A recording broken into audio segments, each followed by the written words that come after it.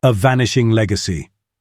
Deep within the heart of South America, long before European explorers set their sights on the fertile lands of Uruguay, there existed a fierce and proud indigenous people known as the Charrúa.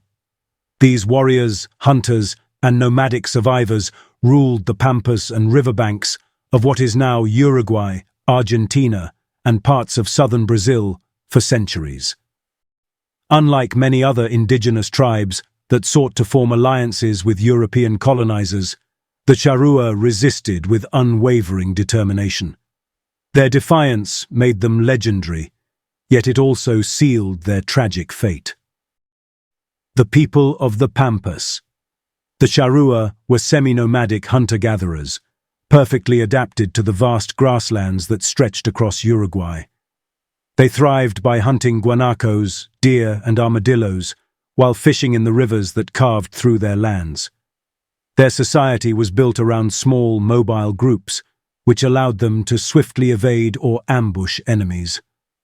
Unlike the grand cities of the Incas or Mayans, the Charrúa lived in simplicity, mastering the land and its resources rather than building towering stone structures. What made the Charrúa unique was their formidable warrior culture. They were skilled with bows, arrows, and spears, often using poisoned tips to ensure a swift kill.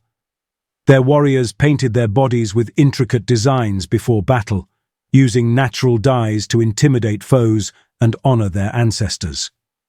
These fighters were fearless, resisting Spanish, Portuguese, and later even Creole forces who sought to claim their lands.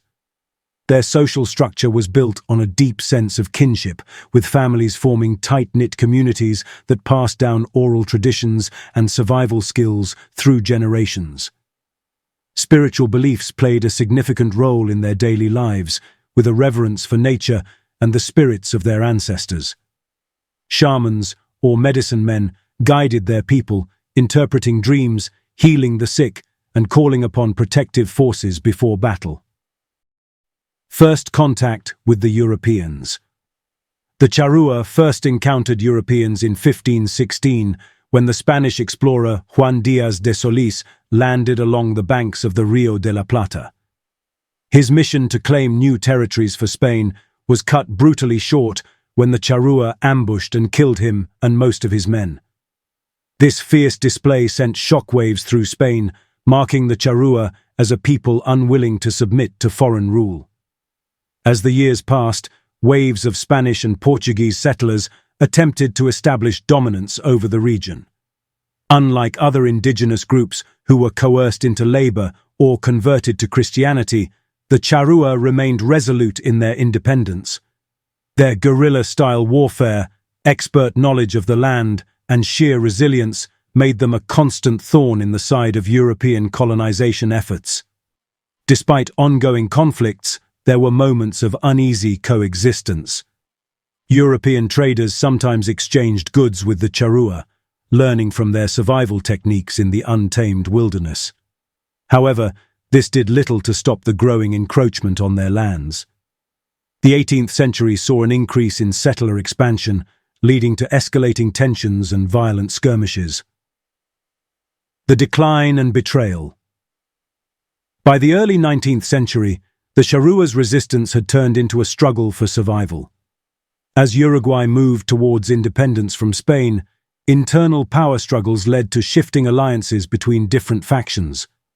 The newly formed Uruguayan government, under its first president, Fructuoso Rivera, saw the Charrúa as an obstacle to national progress rather than an integral part of the country's identity.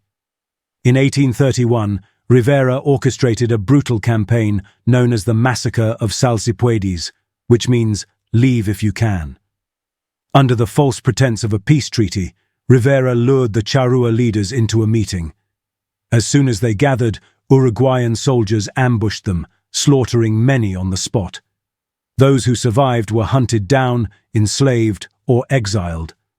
The once proud warriors of the Pampas were nearly wiped from existence in a single stroke of betrayal. This massacre was not just an act of military conquest, it was an attempt at cultural erasure. The Uruguayan government sought to reshape its national identity in a European mold, leaving little room for indigenous heritage. Charrúa survivors were forcibly assimilated into Creole society, losing their language, traditions, and autonomy.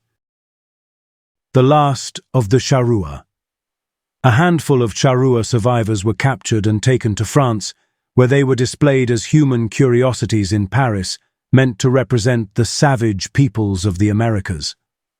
Among them was the famed warrior Tacuabe, whose tragic fate symbolized the extinction of his people. Deprived of their homeland and stripped of their dignity, these last members of the Charrúa lineage faded into history, their stories preserved only in the echoes of legend. However, despite this near-total annihilation, the spirit of the Charrúa did not completely vanish. Many Uruguayans today proudly claim distant Charrúa ancestry, and efforts to preserve their cultural heritage continue. Through art, music, and historical records, Uruguay remembers the Charrúa not as defeated victims, but as warriors whose legacy refuses to be forgotten. In recent years, there has been a resurgence of interest in Charrúa history and traditions. Cultural organizations have worked to restore indigenous identity in Uruguay, celebrating their warrior heritage through festivals, historical reenactments, and the revival of ancient crafts and practices.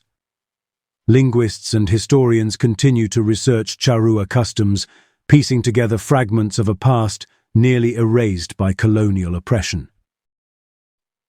A legacy of resilience. Today, the Charrúa live on in the identity of Uruguay. Their warrior ethos, unyielding resistance, and deep connection to the land have shaped the nation's character. Though they may no longer roam the pampas as they once did, their legend endures. The Charrúa were more than just warriors. They were the soul of a land that was never truly conquered. Their story is a testament to the enduring human spirit, a reminder that even in the face of overwhelming odds, resistance is not futile, and identity can never be erased. The winds that sweep across the Uruguayan plains still whisper their name, the last of the Charrúa. Their influence can still be felt in Uruguay's national identity. From traditional folklore to modern Uruguayan sports teams adopting their warrior spirit as a symbol of strength, the Charrúa continue to inspire. While their numbers may have dwindled, their legacy remains imprinted in the heart of a nation that, in many ways, still fights to define itself against external influences. The Charrúa, the honored warriors of Uruguay, may no longer stand as a distinct people, but their spirit is immortal. Their fight, their culture, and their name live on in the stories told, the art created, and the hearts of those who remember them.